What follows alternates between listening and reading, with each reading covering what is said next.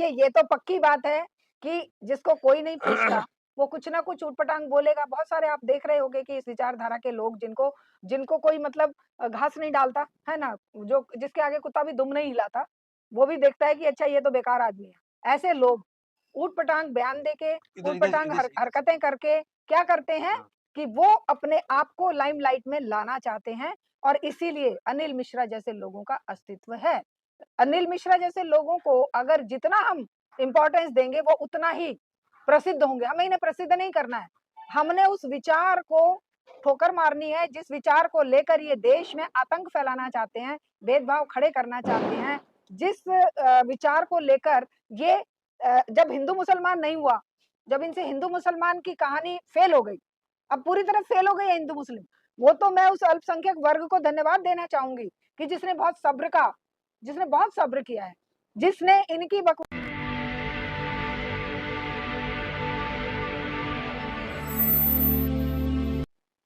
जय भीम, मैं मेवालाल और आप देख रहे हैं बहुजन समय।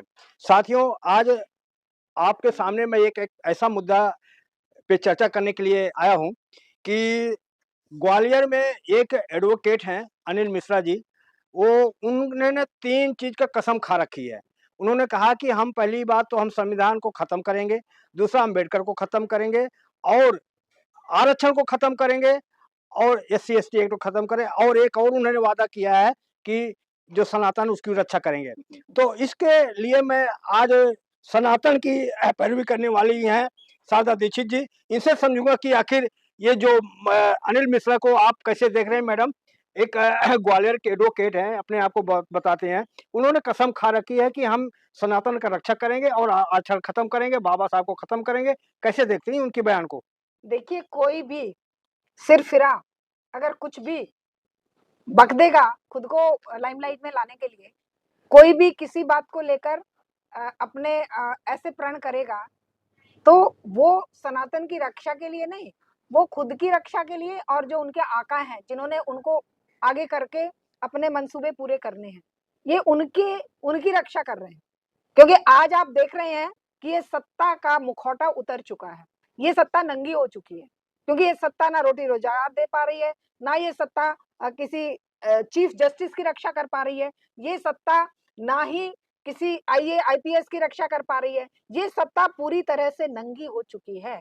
इस सत्ता का खोखलापन, इस सत्ता की जो बदहवासी है, अब इस स्तर पर पहुँच गई है कि अनिल मिश्रा जैसे टटपूंजियों के आगे करके ये उनके माध्यम से जनता को गुमराह करना चाहते हैं, जनता का ध्यान भटकाना चाहते हैं, जनता को बेवकूफ बनाना चाहते हैं कि देखिए सनातन की रक्षा। अरे भाई 5000 साल पुरानी संस्कृति में अनिल मिश्रा ने ही रक्षा करी थी। इस जैसे टटपूंजी को कौन जानता है? हैं? जब तक ये बकवास नहीं करी थी इसने कोई नाम तक नहीं जानता था। करोड़ों अनिल मिश्रा जैसे लोग खड़े हैं। हैं? सनातन इतना बड़ा जो सदियों से चल रही है जो व्यवस्था और जिस सनातन ने अगर बाहर के आक्रांताओं को अपने अंदर समेट लिया, तब वो खत्म नहीं हुआ, है? भई अफ़गान आए, पठान आए, शक आए, हूण आए, मुस्लिम आए, मुगल्स आए, सब आए ना, बाहर से ही आए ना और सनातन ने उन्हें स्वीकार कर लिया। तो सनातन तब नहीं खत्म हुआ। आज इनका प्रधानमंत्री, आज इनके हाथ में न्याय व्यवस्था, आज इनके हाथ में सारा प्रशासन, आज इनके हाथ में पूरे देश में राज्य सरकारें और केंद्र सरकार और ये आज सनातन की रक्षा का ये टटपूंजिया दावा कर रहा है। मैडम, ये सनातन का रक्षा अनिल मिश्रा क्या अकेले करने से संभव है या इसके पीछे हीरो बनने का इनका लक्ष्य है? देखिए, ये तो पक्की बात है कि जिसको कोई नहीं पूछता, वो कुछ ना कुछ ऊट-पटांग बोलेगा। बहुत सारे आप देख रहे होंगे कि इस विचारधारा के लोग जिनको जिनको कोई मतलब घास नहीं डालता, है ना? जो जिसके आगे कुत्ता भी दुम नहीं हिलाता, वो भी देखता है कि अच्छा ये तो बेकार आदमी है। ऐसे लोग ऊट-पटांग बयान देके, इधर इधर ऊट-पटांग इधर से इधर से हरकतें करके क्या करते हैं हाँ। कि वो अपने आप को लाइमलाइट में लाना चाहते हैं और इसीलिए अनिल मिश्रा जैसे लोगों का अस्तित्व है। अनिल मिश्रा जैसे लोगों को अगर जितना हम इम्पोर्टेंस देंगे वो उतना ही प्रसिद्ध होंगे। हमें इन्हें प्रसिद्ध नहीं करना है।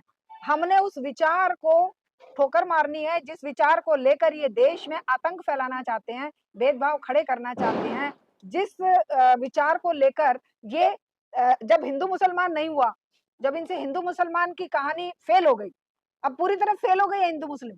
वो तो मैं उस अल्पसंख्यक वर्ग को धन्यवाद देना चाहूंगी कि जिसने बहुत सब्र किया है, जिसने इनकी बकवास को इन्हीं पर डाल दिया है कि लो भाई। अभी हिना खान क्या देखा तो होगा ना आपने। हाँ, वही सवाल मेरा, वही अगला हाँ। सवाल था मैडम कि ये जो ये अनिल मिश्रा है, हाँ, अनिल मिश्रा है, इन्होंने क्या ड्रामा किया। कोई हिना मिश्रा वहाँ का हिना पुलिस, खान जो, हिना हाँ, खान वहाँ की एसपी। एसपी थी, पुलिस अधिकारी। वहाँ पर धारा 164 लगा हुआ है। वहाँ एक तरफ भीम आर्मी ने कहा कि इनको गले में हम जूता पहनाएंगे, तो उनका आंदोलन था। और इस तरफ ये वही बगल में मंदिर है, तो वो कह रहे हम घर में जन्मदिन नहीं मनाएंगे, हम रोड बनाएंगे, टेंट लगाएंगे और हनुमान चालीसा पढ़ेंगे। इस तरह इनका ड्रामा। तो पुलिस ने कहा कि नहीं, हमको सुरक्षा व्यवस्था देखना है, हम उनको रोक दिया है, तो आपको भी रोकना, आपको मानना पड़े। लड़के कह रहे जय श्री राम, जय श्री राम, तो उसने बदले में उसको भी जय श्री राम कहना पड़ा। देखिए, ये वीडियो मैंने भी देखा था जी। और मैं तो भीम आर्मी वालों को भी ये कहूंगी कि इनके जो ये विषाद बिछा देते हैं, उसका शिकार क्यों बनते हो आप। ये विषाद बिछाते हैं कि कैसे जातिवादी राजनीति को भड़काकर वोट प्राप्त किया जाए या देश में गृह युद्ध खड़ा किया जाए, और आप उसमें शामिल हो जाते हो। क्यों भाई, है क्या क्या मतलब है। जूता फेंका, उसके लिए आप इस तरह के अगर कार्रवाई करेंगे, आप जनता की जो समस्याएं हैं, वो तो उसका एक जो है प्रकटीकरण है जूता फेंकना। तो कि जिस तरीके से भेदभावपूर्ण व्यवस्था है, उस व्यवस्था में एक जूता फेंकर उन्होंने इस व्यवस्था की समस्याओं से ध्यान भटकाने का प्रयास किया। मैडम पानी ले लो। तो ध्यान भटकाने का प्रयास करती है ये व्यवस्था। इन्हें सोनम वांगचुक का मुद्दा पूरे इंटरनेशनल लेवल पे छाया हुआ था। सोनम वांगचुक के मुद्दे को कमजोर करने के लिए, क्योंकि इन पर थू-थू हो रही थी कि एक इतने बड़े एनवायरमेंटलिस्ट को, इतने बड़े वैज्ञानिक को, इतने बड़े शिक्षाविद को, जिसने अपना जीवन समर्पित किया है लेह लद्दाख की व्यवस्था बनाने में, सुधारने में, शिक्षा की व्यवस्था बनाने में, अब ये उसको कैसे इन्होंने उठाकर जेल में डाल दिया, उनके नाम पर ये कह दिया कि एनएसए लगा दिया।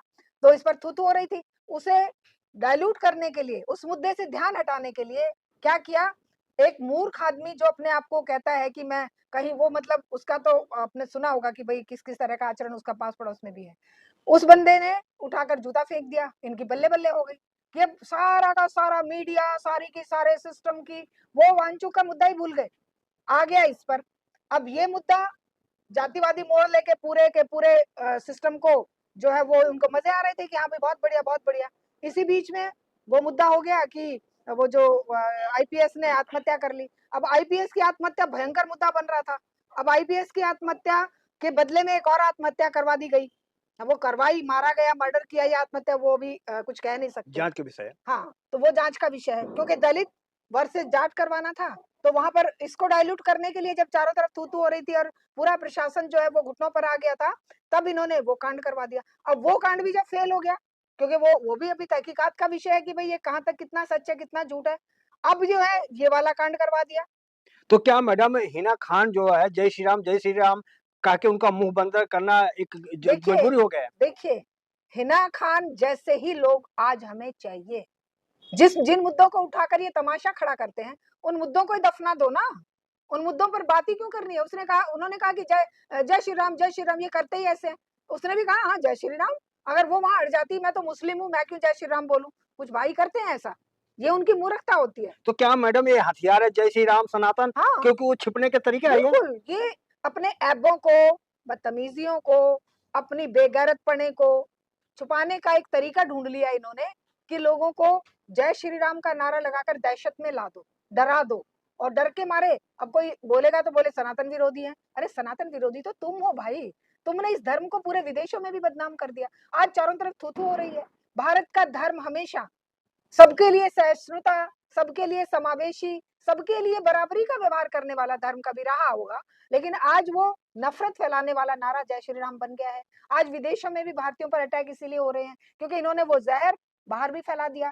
मोदी जी के साथ गए हैं, वहां पर जय श्री राम के नारे लगे हैं, वहां पर हर हर मोदी, घर घर मोदी हुई है। उसी को देखकर अब भाई कोई हमारे घर में आकर अपना वर्चस्व दिखाएगा तो हम भी उसका रिटेलिएट करेंगे। मैडम ये अभी हाल ताज में रायबरेली में एक हरिओम अपने ससुराल जा हाँ, रहा था, हाँ। तो उसको मार दिया गया। तो अब वहाँ राहुल गांधी मिलने गए तो पुलिस उनके परिवार को धमका रहा है कि राहुल गांधी से नहीं मिलने देना है। तो हाँ। राहुल पता नहीं किस तरह से मिल के आए हैं। कैसे आप देख रहे हैं? देखिए, फांसीवाद इसी को कहते हैं कि हम जो कर रहे हैं वो हम ही करेंगे, दूसरा कोई भी इसमें इंटरफेयर नहीं करेगा। तो ये जो व्यवस्था आज पूंजीवाद जो है फांसीवाद में बदल चुका है। अब ये तानाशाह और फांसीवाद, तानाशाही और फांसीवाद दम घोटू हो गया है। किसी व्यक्ति को आप इतना मारोगे कि वो जान से हाथ धो बैठे, और उसको इसीलिए मारोगे कि वो किसी का नाम ले रहा है, तो इसका मतलब ये हुआ कि तुम राक्षसों से भी बदतर हो गए। लेकिन क्योंकि पुलिस उनको धमका रही परिवार को कि अब राहुल गांधी से नहीं मिलना है। हाँ, तो वो इसीलिए धमका रही है ना कि खतरा है इनको, इनको भय है, आतंक और भय में ही आदमी इस तरह के काम करता है। पुलिस का सहारा क्यों लेती है? जब प्रशासन या ये जो सत्ता डरती है, तब पुलिस को आगे करती है, ये तो नारा है। जब ये डरते हैं, तब पुलिस का सहारा लेते हैं। अब पुलिस, फौज, सीआरपी, फलाना-ढिकाना, ये तो इनके रक्षक हैं। अब ये अगर हटा दीजिए, तो ये तो काँप जाएँगे थर-थर। इनके पास औकात क्या है? जनता के सामने इनकी औकात क्या है? ताकत क्या है इनके पास? इनके पास वो ताकत हमारे बेरोजगार युवा जो जिनको ये पुलिस या फौज में भर्ती करके टुकड़ा देते हैं, रोटी देते हैं, इसी के मारे इनकी वो गुलामी करते हैं। और उस गुलामी के चलते ही ये हरिओम जैसे बच्चों के हत्याएं होने के बावजूद भी अपराधियों को पकड़ कर सजा नहीं देते हैं। क्यों? क्योंकि इन्हें पता है कि इनकी रोटी, इनके टुकड़े जो हैं, जैसे अभी वो लाठर ने आत्महत्या करी, वो बेचारा बलि का बकरा बन गया, है ना? वो आईपीएस के हत्यारे कोई और हैं, आईपीएस को इस लेवल तक लाने वाले जो लोग हैं, वो तो बचे रह जाएँगे, लेकिन मर गया, ये बर्बाद हो गया इसका परिवार। अब इसी तरह से हमारे बच्चों को, हमारे लोगों को ये इस तरह फँसा कर मरवाते हैं, और ये पुलिस इसीलिए नहीं उसको मिलने दे रही कि राहुल गांधी मिलेंगे, पोल पट्टी खुलेगी, और फिर अपराधियों को सजा देने के लिए फांसी पे चढ़ाना पड़ेगा, इसलिए मिलने ही मत दो, जी, सच्चाई आगे मत जी। आने दो। मैडम अभी जो आपका घटना सीजीआई के ऊपर जो राकेश किशोर ने जूता फेंका है, बाद में पता लगा कि राकेश तिवारी थे। तो आप वो भी कह रहे हैं कि मैं सनातन के रक्षा के लिए ऐसा किया हूँ। और कैसे देखते हैं यो सनातन सनातन? देखिए, सनातन क्या इतना कमज़ोर है इनका? हमारा सनातन तो कमज़ोर नहीं है। हमारा सनातन तो सबको बराबरी का स्तर पे लेकर बात करता है। हमारे पिताजी तो पक्के सनातनी थे, वो तो कहते थे कि भई ये सब जो हमारे लिए सफाई का काम करते हैं, वो सबसे ज़्यादा पूजनीय है। सनातन कभी नहीं, अगर कोई सच्चा सनातनी होगा, देखिए ना, सनातन का अर्थ क्या है? सनातन का अर्थ है कि सभ्यता की शुरुआत से जो व्यवस्था कंटिन्यू कंटिन्यू, जो चल रहा हाँ, है। तो उस सभ्यता की शुरुआत में क्या कोई दलित था? सभ्यता की शुरुआत में क्या कोई मुस्लिम, हिंदू या क्रिश्चियन था? सनातन तो सनातन था कि सब बराबर, आदिमानव तो कोई धर्म था ही नहीं। आदिमानव का कोई धर्म नहीं था, और उसी की औलाद आप अपने आप हम हैं, तो हम क्यों भेद करेंगे? ये तो सनातनी नहीं है। ये तो देखिए, मैं आपको रोक दे रही हूँ। ये असल में वो टटपूंजिये लोग हैं जो इनको आगे रखकर एक जो पूरी व्यवस्था है, वो अपना चेहरा बचाने का काम करती है, और ये उसका शिकार बनते हैं। और ये मुँह में जो आए बकते हैं, हाथ में जो आए फेंकते हैं, और जिस तरीके से आए, ये मेन मुद्दों से ध्यान भटकाने के लिए जनता को गुमराह करते हैं। मैडम जो सीजीआई ने बोला है, क्या गलत बोला है? उन्होंने जो कहा है कि भाई ये हमारे अंडर में नहीं है, अगर आपको ज़्यादा ही आपको है तो आप विष्णु को पूजते आप वहाँ ठीक करा लो। बिल्कुल, ये उसमें गलत क्या बोला है? गलत कुछ भी नहीं है। अभी ये सवाल कई बार जब हम लोग डिस्कशन करते हैं, एक बार किसी ने मेरे से पूछा, मैं बाहर गई हुई थी, तो वहाँ पर किसी ने पूछा कि भई हिंदू धर्म तो इतना शक्तिशाली था और इतना बढ़िया समाज था, सोने की चिड़िया आपका देश था, हैं?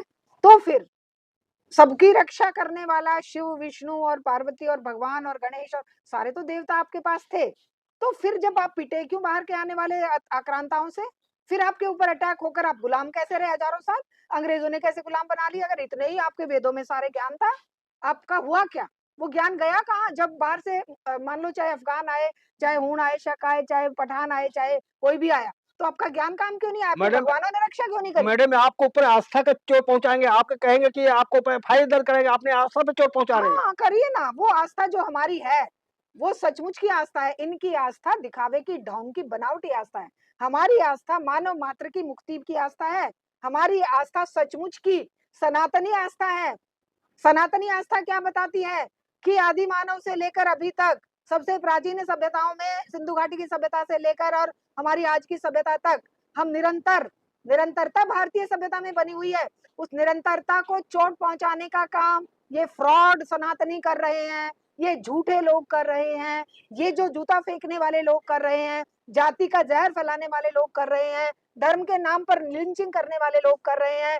सनातन सुरक्षित रहेगा आप जैसे हम जैसे लोगों से, जो मानव मात्र को प्यार करेंगे, जो किसी के दुख दर्द गरीबी की जो दंश झेल रहे लोग हैं उनको उस गरीबी से ऊपर उठाने के लिए प्रयास करेंगे, जो जनता को जागरूक और शिक्षित करेंगे, तभी सनातन की रक्षा होगी। सनातन की रक्षा जूते फेंक देने से या जय श्री राम के नारे लगा देने से नहीं होगी। तो ये सनातन ही नहीं है, ये सनातन को नष्ट करने वाले। तो क्या आप ये जय श्री राम बोल के जो सनातन को कमजोर कर रहे हैं? बिल्कुल। हम जब छोटे थे, गांव में रहते थे, हरियाणा के गांव में, आते जाते सब राम राम भाई, दादी राम राम, ताई राम राम, बेबे राम राम, ये चलता था और बड़े प्यार से सब लोग राम राम करते थे। अब तो जबरदस्ती बुलवाते हैं। अब ये जहर और भय और आतंक, आतंक का नाम जय श्री राम हो गया है। आज दहशत का नाम, आज दहशत फैलाने के लिए जय श्री राम हम कहते हैं। भैया जय इंसान क्यों नहीं कहते तुम? जय इंसानियत क्यों नहीं कहते तुम ये क्यों नहीं कहते कि हम सब अपने देश की रक्षा करने के लिए भाई बहन दलित स्वर्ण सब भेद मिटा देंगे और हम एकजुट होकर गरीबी से लड़ेंगे, बेरोजगारी से लड़ेंगे, भुखमरी से लड़ेंगे, बेटियों पर होने वाले अत्याचार और अन्याय करने वाले लोगों से लड़ेंगे, दलितों को आत्महत्या के लिए मजबूर करने वाले लोगों से लड़ेंगे, हम जूता फेंकने वाले लोगों से लड़ेंगे, सनातनी लोग इकट्ठे होकर लड़ेंगे। ये कौन होते हैं? हमारे जो सुप्रीम अथॉरिटी है, न्यायविद है, उनको जूता फेंकने वाले। इसका मतलब ये खुद जूते के माध्यम से अपने आप को उठाना चाह रहे हैं, जो कि उठेंगे नहीं, गिरेंगे। और मैडम अभी हरियाणा में एक दलित पुलिस अधिकारी आत्महत्या कर लेता है, पुलिस 9 दिन तक उसको टरकाते ही है, उसका शरीर जो संस्कार अंतिम संस्कार नहीं हो पाता। कैसे देख रही है इसको? देखिए, वो वाई पूरन कुमार एक निहायत शरीफ इंसान थे और ईमानदार ऑफिसर थे। ऐसे इंसानों और ऑफिसर्स के लिए इस व्यवस्था में सांस लेने की जगह नहीं। ये ऐसे लोगों को जितना हो सके उतना कष्ट देना चाहेंगे जाति के नाम पर, क्योंकि ये उनके जो एक सड़ी हुई व्यवस्था है जहां पर आज सब कुछ भ्रष्ट हो चुका है। ये एक्सटॉर्शन करते हैं, इनके पूरा बंधे हुए हैं मंथली, इनका पूरा का पूरा सिस्टम जो है वो राजनीतिक और ये जो प्रशासनिक अधिकारियों के बीच में ऐसा जकड़बंदी में जकड़ चुका है कि यहाँ पर जो भी ईमानदार लोग आएंगे वो अनफिट होंगे। उनको या तो मजबूर होकर आत्महत्या करनी पड़ेगी या उनको खुद ही एलिमिनेट कर देंगे, कहीं एक्सीडेंट करवा देंगे, कहीं कैसे मरवा देंगे।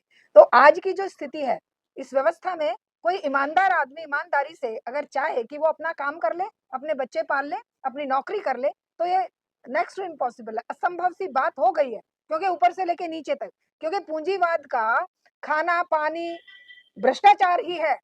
भ्रष्टाचार के द्वारा ही सत्ता प्राप्त की जाती है, भ्रष्टाचार के द्वारा ही काम करवाए जाते हैं, भ्रष्टाचार के द्वारा ही लोगों को डराया धमकाया जाता है। पुलिस प्रशासन भी भ्रष्टाचार के माध्यम से ही चलता है। अब वो सारी की सारी चीजें जब खुल जाएंगी, खुलने ना पाए, इसीलिए भाई पूरन कुमार ने तो अपनी जान दी कुर्बान करी, क्योंकि दुख तंग आकर। लेकिन जो दूसरी जो लाटर की जो मर्डर हुआ है, हत्या हुई है, जो उन्होंने आत्महत्या करी है, वो इस पोल को खुलने से बचाने के लिए हुआ है। तो भ्रष्टाचार आकंठ डूबी हुई है ये व्यवस्था, और इसमें कोई एक आदमी चाहे कि वो ईमानदारी से काम कर ले, this is not possible. Madam Anil Mishra का एक और कहना था कि बाबा साहब अंग्रेजों को दलाल थे। सबसे बड़े दलाल तो आरएसएस थी। जब नेताजी सुभाष चंद्र बोस आईएनए में भर्ती करने के लिए लोगों का आह्वान कर रहे थे, उस समय आरएसएस अंग्रेजों के लिए सेकेंड वर्ल्ड वॉर में युवाओं को भर्ती करने का आह्वान कर रही थी कि आओ अंग्रेजों के साथ चलो, अंग्रेज हमारे पापा मम्मी हैं, अंग्रेज हमारे खैर ख्वाह हैं, अंग्रेज हमें बचाएंगे, सेकेंड वर्ल्ड वॉर में अंग्रेजों का साथ दो। ये तो शुरू से लेके आखिर तक अंग्रेजों के गुलाम रहे, अंग्रेजों के पिट्ठू रहे, अंग्रेजों के पैर चाटते रहे, आज भी अंग्रेजों के गुलाम है ये। आज क्या आप इन्हें स्वतंत्र समझ रहे हो? भाई ये हिटलर इनका गुरु है, मुसोलिनी की जो व्यवस्था से ये सीख लेकर आगे बढ़े हैं। ये आज ट्रंप को इन्होंने सर पे बिठाया, आज ट्रंप ने भारत के व्यापार को बर्बाद करके रख दिया। भारत ने विदेश नीति के मामले में ट्रंप ने किस तरह से जूते मारे हर बार। तो ये अंग्रेजों के गुलाम नहीं है, ये है अंग्रेजों के दलाल। बाबा साहेब अंग्रेजों के दलाल होते तो वो इतना बड़ा संविधान का निर्माण नहीं कर पाते। वो अंग्रेजों के दलाल थे तो अंग्रेजों में उधर जाके बस जाते ना। यहाँ क्यों इंडिया में उन्होंने इतना स्ट्रगल किया? क्यों उन्होंने हिंदू कोड बिल के लिए इतनी जूतियां खाई? तो ये लोग खुद के जो इनके कर्म है उनको दूसरों पे डालते हैं। मैडम एक लास्ट सवाल आपसे कि दिल्ली में कोर्ट ने पटाखे को बैन किया था, लेकिन दिल्ली सरकार कोर्ट में जाके करे नहीं ये तो पटाखा ज़रूरी है, पटाखा छोड़ना चाहिए। तो जो क्या जान-जहान ज़रूरी है या जो धर्म के नाम पे, त्योहार के नाम पर पटाखा छुड़वाना अपना वाहवाही लूट रही है? देखिए, क्या जब श्री राम 14 वर्ष का वनवास काटकर आए अकॉर्डिंग टू अवर रामायण, तो क्या उन्होंने पटाखे उस समय बारूद का आविष्कार हो गया था? क्या उस समय पटाखे जलाए गए थे? उस समय घी के दिए जलाए गए थे। तो घी के दिए छोड़कर ये पटाखों की लड़ाई लड़ने लगे कि ये हमारे धर्म पे तो प्रतिबंध है। अरे उनके अंग्रेजों के धर्म के लिए तो अंग्रेजों के धर्म में तो बारूद का उनका तो 2000 साल पहले का धर्म है, तुम्हारा तो 5000 साल पहले का है और तुम उनकी नकल कर रहे हो। पटाखे तो उन लोगों के धर्म में चलाए जाते हैं, हमारे धर्म में तो पटाखे नहीं चलाए जाते थे। दीपक जलाए जाते हैं। दीपक जलाए जाते हैं। तो इसको केवल चुनावी मुद्दा बनाकर चुनावी या वो जो लॉबी है ना, पटाखों की जो प्रोडक्शन की लॉबी है, जहर लोगों के शरीरों में जाए, लोग मरे, पॉल्यूशन फैले या पटाखों से दुर्घटना हो जाए, इस बात की चिंता सरकार को नहीं है। सरकार को ये चिंता है कि इनको पैसा उस लॉबी से चुनाव में मिले। मैडम बूढ़े बुजुर्गों को तो जीना मुश्किल मुश्किल हो हो जाता है। जाता है। अभी देखना दिवाली के दौरान क्या हालात होंगे। अस्थमा वाले पेशेंट को हॉस्पिटलाइज होना पड़ेगा। दिवाली की रात को कितने बच्चों के हाथ पैर जल जाएंगे, कितने बच्चों के कपड़े जल जाएंगे, कितने लोगों के यहाँ आग लग जाएगी। तो क्या वो बूढ़े बुजुर्ग इनको वोट नहीं करेंगे क्या? देखिए, ये केवल वोट की राजनीति जानते हैं और वोट की राजनीति इनको ऐब करने के लिए प्रोत्साहित करती है, क्योंकि ये ऐबी लोग हैं। ये ऐब करेंगे तो ये उसको एक महान काम समझते हैं। पटाखे चलाना या गुंडागर्दी करना या मोब लिंचिंग करना, ये इनके सनातन के लक्षण है। या दलितों को मंदिर में ना चढ़ने देना, घोड़ी पे ना चढ़ने देना, मूछ ना रखने देना, घड़े पे हाथ लगाने पे मार देना, ये इनका सनातन है, हमारा नहीं है। हमारा सनातन सब चीजों की छूट देता है। हमारा सनातन नहीं कहता कि तुम दिवाली के दिन पटाखे चलाकर जहर वातावरण में भरो और लोगों को मरने के लिए मजबूर करो। तो ये सुप्रीम कोर्ट भी आज इस सत्ता की मुट्ठी में कैद हो चुका है। अगर कैद नहीं हुआ होता तो सोनम वांगचुक बाहर होता। कैद नहीं हुआ होता तो एक हफ्ता वो जो आईपीएस अफसर की बॉडी पड़ी रही, ऐसे नहीं पड़ी रहती। अगर गुलाम नहीं हुआ होता तो जूता खाकर हमारे मुख्य न्यायाधीश सीजेआई ये नहीं कहते कि इसे जाने दो। अगर उन्होंने कह भी दिया तो पुलिस प्रशासन का, यहाँ के प्रधानमंत्री राष्ट्रपति का क्या फर्ज बनता था? उनके ऊपर कोई जूता फेंकेगा तब वो चुपचाप बैठ जाएंगे और कह भी देंगे कि भाई माफ कर दो, तो क्या पुलिस प्रशासन माफ कर देगा? क्या कानून माफ कर देगा? तो कुल मिलाकर ये है कि इन लोगों का भ्रष्टाचारी आचरण ही आज समाज के अंदर प्रतिष्ठा स्थापित करने की कोशिश ये भ्रष्टाचार को कर रहे हैं। ये मानव मात्र को जहर पिलाकर वातावरण को प्रदूषित करके खुद के झंडे फहराना चाहते हैं, सनातनी होने का दावा करते हैं, लेकिन असली सनातनी कभी भी दूसरों को मार के आनंद प्राप्त नहीं करेगा। जहर फैलाकर प्रदूषण करके विश्व के सबसे प्रदूषित शहरों में दिल्ली आ रहा है, वो नहीं करेगा कि भाई पटाखे का प्रदूषण और यहाँ पर लगा दिया जाए और बढ़ा दिया जाए। तो ये त्योहारों में भी इनके त्योहारों में भी भेदभाव, इनके रंगों में भी भेदभाव, इनके पशुओं में भेदभाव, इनके रंगों में, सब में भेदभाव। हम कहते हैं मानव मात्र तो एक है भाई, आदि मानव से लेके आज तक। यहाँ तो भेदभाव की कोई बात ही नहीं है। वो सनातन है, असल सनातन वो है। और जो ये नकली सनातनी, झूठे सनातनी, मक्कार सनातनी है, ये पटाखों के बैन भी हटवाएंगे, ये दलितों को भी मरवाएंगे, ये मुस्लिम्स और क्रिश्चियनों को भी मरवाएंगे।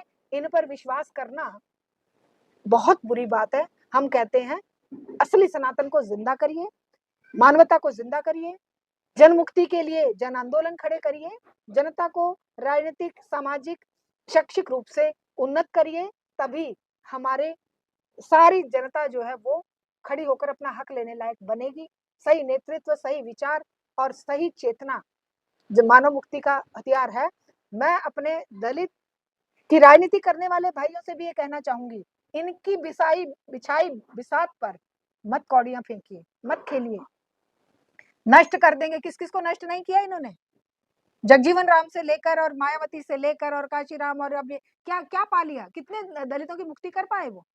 तो लड़िए, पूरी जनमुक्ति के लिए लड़िए, पूरे जनता को लेकर लड़िए, टुकड़ों में मत लड़िए, क्योंकि टुकड़ों में लड़ोगे तो तुम्हें कुचल दिया जाएगा और तुम्हारा इस सर पे पैर रख के ना सत्ता में पहुंच जाएंगे और फिर तुम्हें उखाड़ कर फेंक देंगे। ऐसे ही हो रहा है। ठीक है मैम। तो मैडम आपने समय दिया इसके लिए बहुत बहुत धन्यवाद। तो आप हमारी बातचीत कैसे रही, ये मैडम सादा दीक्षित हैं, सामाजिक एक्टिविस्ट हैं और आपसे निवेदन है, आप कहाँ से देख रहे हैं कमेंट में ज़रूर लिखें। आप नए हैं तो हमारे चैनल को सब्सक्राइब करें, ज्वाइन करें, कमेंट करें। धन्यवाद। मैं मेवालाल, बहुजन समाज, दिल्ली।